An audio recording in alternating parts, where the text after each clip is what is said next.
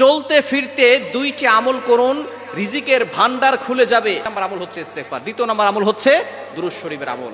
আল্লাহ নিজে বলছেন 22 নম্বর পারার 5 নম্বর পৃষ্ঠার 4-5 নম্বর লাইন, সূরা আহজাবের 56 নম্বর আয়াতে রব্বুল আলামিন বলেন, ইন্নাল্লাহা ওয়া মালাইকাতাহু ইউসাল্লুনা আলান নবী ইয়া আইয়ুহাল্লাযীনা আমানু সাল্লু আলাইহি ওয়া সাল্লিমু তাসলিমা।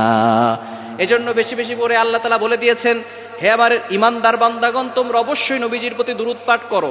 নবীজির প্রতি দুরূদ পাঠ করলে যে ব্যক্তি একবার পাঠ করবে 10 বার রহমত নাজিল হবে। কয়বার? 10টা গুনাহ মাফ, 10টা নেকি দিবে, 10 গুণ মর্যাদা বাড়াবেন।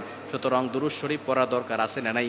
দুরূদের ভিতরে সর্বশ্রেষ্ঠ দুরূদ হচ্ছে দুরূদ ইব্রাহিম, যেটা নামাজের ভিতরে পড়ি, ওই দুরূদটা পড়বেন। ওটা যদি না পড়তে পারেন, সাল্লাল্লাহু আলাইহি ওয়াসাল্লাম, এটাও একটা দুরূদ। সুতরাং এই দুইটা আমল চলতে ফিরতে পড়ুন। আল্লাহ পাক রব্বুল আলামিন আপনার অভাব দূর করবেন, এতগুলো পুরস্কার দিবেন, আপনি নিজেও অবাক হয়ে যাবেন। সুতরাং এই দুইটা আমল করতে পারবেন তো ইনশাআল্লাহ? আল্লাহ তাআলা আমাদের সকলকে এই দুইটা আমল করার তৌফিক দান করেন।